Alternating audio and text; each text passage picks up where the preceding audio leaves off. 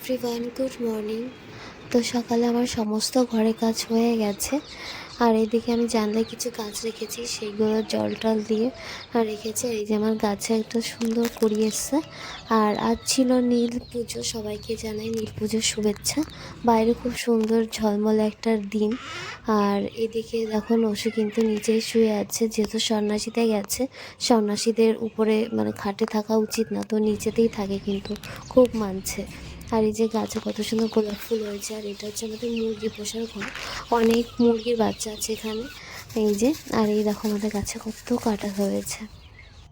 আর এই দিকে দেখো এই মহারানীটা খুঁজে পেয়েছে অনেক সময় পরে, ওকে খুঁজে পাওয়া যায় না, সব সময় কোথায় যে হারিয়ে থাকে কে জানে। তারপরে চলে আসলাম রান্নাঘরে, যেহেতু আজকে পুজো, অনেক কাজ বাড়িতে। তার জন্য আজকে রান্নাটা আমি করবো, মা এদিকে পুজোর গোছাবে। তো আজকে যেহেতু নীল পুজো, তো এইদিকে আমি উনানেই রান্না করব। এদিকে আমি ভাতটা বসিয়ে দেবো, দিয়েছি। এই যে আমি জালটা ধরিয়েও নিয়েছি, কিন্তু এবার আমি চালটা ধুয়ে নিয়ে আসবো। তো এবার এখানে আমি চাল দিয়ে দিলাম। আর একদিকে আমি সবজি কেটে নেবো, কারণ এক হাতেই করতে হবে। তারপরে দেখি মা এসেছিলো, মাই আমাকে সবজিগুলো কেটে দিয়েছে আর কি, আমি এখন শুধু রান্নাই করব।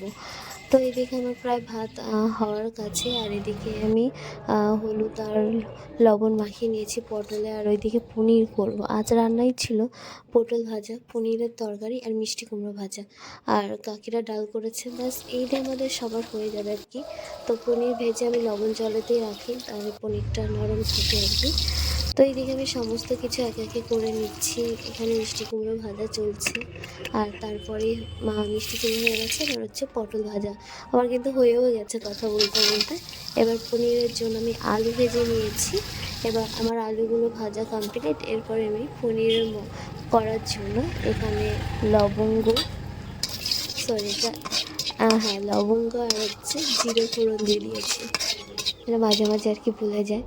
তো এইদিকে এখন যে মশলাটা করে রেখেছি, ওর মধ্যে টমেটো, আদা, কাজু আর হচ্ছে পোস্ত। তো এইদিকে মশলা কষিয়ে নিচ্ছি। তার মধ্যে আমি দিয়ে দিয়েছিলাম জিরে গুঁড়ো, লবণ, হলুদ পরিমাণ মতো আর স্বাদ মতো, সেইভাবে দিয়ে নিয়েছি। তো এইদিকে আমার কিন্তু মশলা কষানো প্রায় কমপ্লিট। আর এদিকে আমি আলু দিয়ে দিয়েছি। এবার ভালোভাবে একটু মানে কষিয়ে নেব। তারপরে দিয়ে দেবো জল, তারপরে জল ফুটলে দিয়ে দেবো পনির। তো এইদিকে দেখো আমি জলও দিয়ে দিলাম, আমার কিন্তু মশলা কষানো হয়ে গেছে। এবার এর মধ্যে আস্তে আস্তে আমি ছেড়ে দেবো পনিরগুলি। তো এটা হলেই আমার রান্না হয়ে যায় আর কি। আর এদিকে ভীষণ গরমও খুব পড়েছে। এই যে আমার কিন্তু পনির কমপ্লিট হয়ে গেছে। আর এটা হচ্ছে আমাদের এই যে নীল পুজোর এখানে এই যে চড়ক গাছ, কিছু ছবি আর কি আপনাদের সাথে শেয়ার করলাম। আর এই দেখুন নসুর কতটা সাহস। ভিডিওটা আমি এখানেই শেষ করছি।